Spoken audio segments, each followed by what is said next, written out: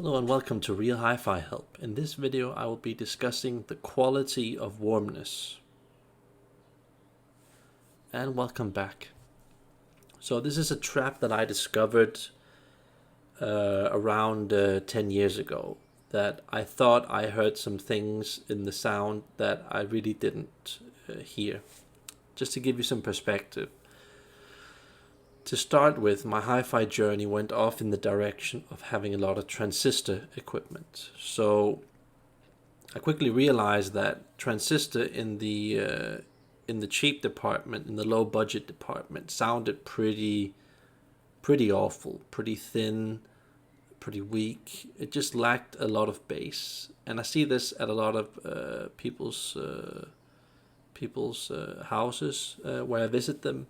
Is that this basic low quality transistor sound often lacks a lot of bass.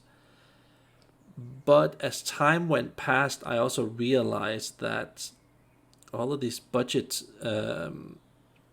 pieces of equipment, individual pieces of equipment, amplifiers, plugs, CD players, let's just say speakers, stuff like that. What I noticed that the time went forward, we would have this sort of no longer a very digital kind of music, saying that you're lacking warmth, but it was going off in a direction that we were getting this fake type of warmth in our sound. We were getting DSP, DSD sound, stuff like that. We're getting cheap eBay cables, gold-plated plugs from eBay, all kinds of stuff like that. There were copies and stuff like that. And at the time, I actually bought some stuff that to some degree solved a lot of my problems. But later on, I found out they actually created even more problems. So to start off with, I got this Macintosh 275 amplifier. And going from a very basic amplifier to something like a Macintosh 275, it was clear that the Macintosh just sounded so much better.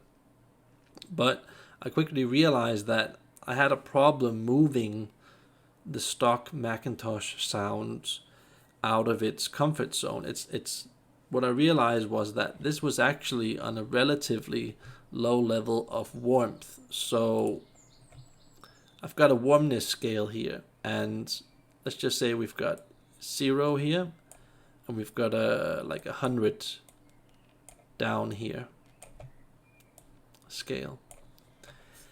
When I got here in the transistor game, I probably ran up to around this area. This is, by the way, my beautiful writing here. Apologize for that. Transistor. I went up to about this level, and then I got the Macintosh, which was like whoa, around here. The MC 275. But I just kind of got stuck here, stuck at this level. So, and I didn't realize why I was stuck at this level. Let me just go back. I was stuck at this level, and I couldn't move this, which is pretty locked in sound. I couldn't move it because I had stuff like this on my gear. Now, technically wise, Sonar Quests probably looks a bit similar to Furutech and Oyade, but just take my word for it, it's far from that sound. It did create a warmer sound, and it was a lot better than the basic plugs, but oh my god, did it just totally sabotage my sound, so I couldn't move my Macintosh sound up in this area close to like 100% of what's possible in the world. So, and at the same time, I had this problem going on in my system. I had an AHP Klang module, which is it's a circuit breaker where you've got a fuse in it with a gold fuse. And these fuses are like okay, but I didn't realize at the time that this is a thing that colors the sound, meaning that it does not play the sound neutral. It's a way of compensating, and when you compensate, this happens. your Macintosh just stays here. I mean, if I had removed that and just put a regular circuit breaker in, and I had this warm gear, and I skipped the Sonar Quest plugs, I would have been able to move that Macintosh probably around here, which is a lot. Okay, that is a hell of a lot. But I quickly realized that this Macintosh thing wouldn't move, even though I upgraded the tubes, even though I upgraded my cables, everything. This is just a big trap that I see a lot of people get into, because when they apply lower level compensating ways like this thing here, which I, by the way, still have and kind of hate, it locks your sound. So what I did was I got into a tube guru sound, which is like starts around here, and I was able to, when I got rid of these things and didn't use them anymore, then I was able to have a sound that was probably around here. So, but again, it's a lower level of warmth having that Tube Guru 211 SE compared to what is possible. The 100% thing here is what is physically possible here and now with the technology that we have, having an endless amount of money. So what I did was then go over to some audio note gear. I got rid of my Tube Guru, and then I said, fine, I take an audio note auto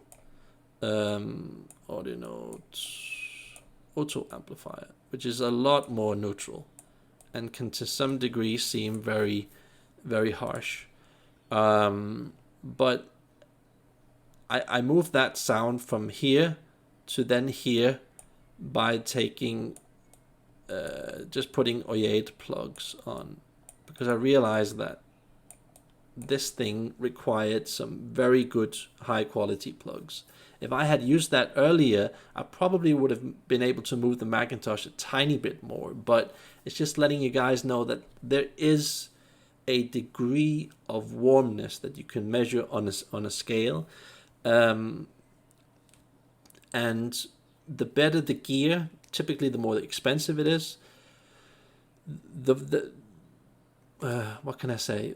The better depth you get in the warmness, the more that you don't get this like superficial two-dimensional smeared type of superficial warmness, and you get a deeper warm type of sound. So it's just to let you guys know that this does exist, and it's so easy when you're going from transistor to just take some cheap gear with some standard tubes and some pretty crap plugs and think, oh, I got a warmer sound. This must be good enough. You just have to realize that it can get a lot better than that cheap kind of warm sound. Just to let you guys know that. And that was all for this video. Remember to like and subscribe and share this video with your friends. Maybe they will find it that it helps them with their gear. Have a nice day. Bye.